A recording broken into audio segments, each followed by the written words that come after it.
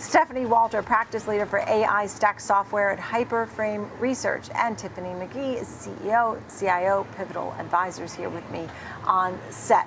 So, Tiffany, I'll start with you. I mean, we think about Google. Is it a leader? Can it be a leader in the AI race? Some of your thoughts. Yeah, absolutely. I think that like everyone else, when we think about these other companies, are kind of renting picks and shovels. But the way I think about it is Google owns the mine, the shovel factory, and the store, right? And so when we think about the fact that, Alphabet is the only player that owns every single layer. Its chips, its own models with Gemini, cloud, and its own distribution. And we think about, search, Android, Chrome, YouTube, Workspace. Everyone else rents at least one of those from somebody. And we also, I also kind of think about the fact that Anthropic contracted for access of up to 1 million TPUs. Meta's renting Google's Ironwood TPUs, and Google is really selling TPUs to outside customers for their own data centers. So when your competitors start to buy your chips, I think it kind of pushes past a compelling narrative. And Stephanie, you talked about that, how Google has a bit of everything. And at the same time, there was some concern about overlapping those on a customer's journey. So I'd like to hear your thoughts, but do mention that maybe this could be a headwind in the AI leadership possibilities for Google, or not. You tell me. Yeah, so, as Tiffany said, Anthropic really has significant developer momentum. OpenAI sort of has this great consumer brand identity. NVIDIA dominates AI compute. But Google's strength is really its breadth. So I completely agree there. No other company quite brings together as much of the AI stack. Now, that being said, this might sound a little strange, but Google's biggest AI weakness really seems to be product management, as boring as that sounds. So, I mean, if you think about Gemini, it can mean a model, it can mean a consumer app, it can mean a workspace assistant. Developers encounter AI Studio, anti-gravity, multiple agent services. So Google has nearly every capability that their customers need, but the entry points and the usability make it a little bit harder to understand than it should be. So its biggest weakness isn't its technology. I mean, Google has proven that it can produce competitive, substantial AI and AI technology, but it's not necessarily turning those assets into one coherent customer journey. And I think until Google can do that, we're going to see other players at different levels of the stack really shine where Google could actually be more competitive. Yeah, so you talk about the difficulty for a customer who's using all of these things to have that overlapping, or where the entry point is, but that they do have the capabilities. At the same time, they continue to spend on their own technology and the build out.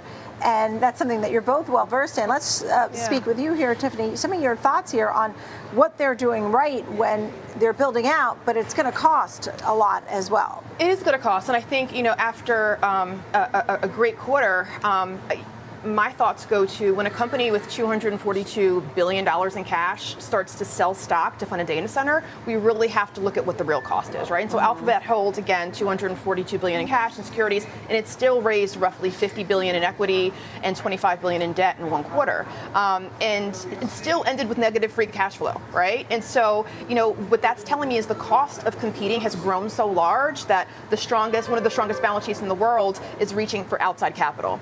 And so, so that tells us something, right? So they're digging in, they're sort of selling their own funds here, selling stock to make this possible, them to make the moves. At the same time, you look at beyond Gemini at this point, Stephanie, you're looking at all the other things that Google can really utilize, monetize. Tell me more about that, because you said the AI advantage may not just be Gemini, maybe something else.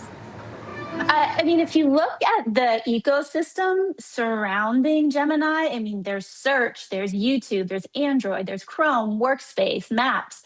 I mean, Google can ground AI in all of this information. They have billions of users. They can connect AI recommendations to real world actions and transactions.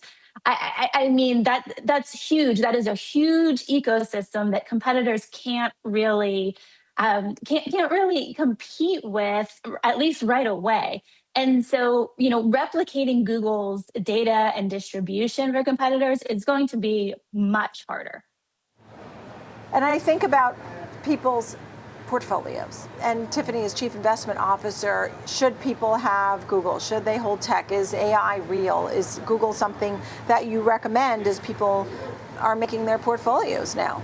Yeah, so for the most part, our clients are foundations, endowments, family offices, and I think about the fact that most of these types of entities are making AI bets in three places, and they may not be really aware of it. So first, of course, is an S&P 500 index fund. They think that they might own 500 companies, but really, the 7 largest companies really represent about 32 cents for every dollar of that position, right? So it's not really diversified. And the place too is like on venture funds, right? So if you are ultra high net worth individual or family, and you have access to private funds, those venture managers have really been putting money into AI at extraordinary rates, right? So you think about the fact that OpenAI and Anthropic reportedly took about 43% of venture dollars last quarter. So those are bets that the entity, that client, in our case, may not have been making itself, but those managers are making that, right? And then the third one is private credit that a lot of people don't talk about. Private credit, I think a lot of times has been sold as a diversifier, but data centers are very, very expensive. And what they've been doing, technology companies have started building them through separate entities, right? So like joint ventures, special purpose vehicles. And so they've really borrowed from private credit funds and insurance companies, right? And so the tech company that signs the long-term commitment to rent that capacity, in some cases really, guarantees the debt. So that's like that third exposure that I think a lot of investors, if they have access to private markets, are not really thinking about that concentration. So don't load up because you're already loaded up. Know what you own. Is that the point? I definitely like Google as a stock in an ecosystem, right. But know what you own. Right. Good point there. And right, the S&P, we call it the tech-heavy S&P. We said the tech-heavy NASDAQ. It's the tech-heavier NASDAQ at this point.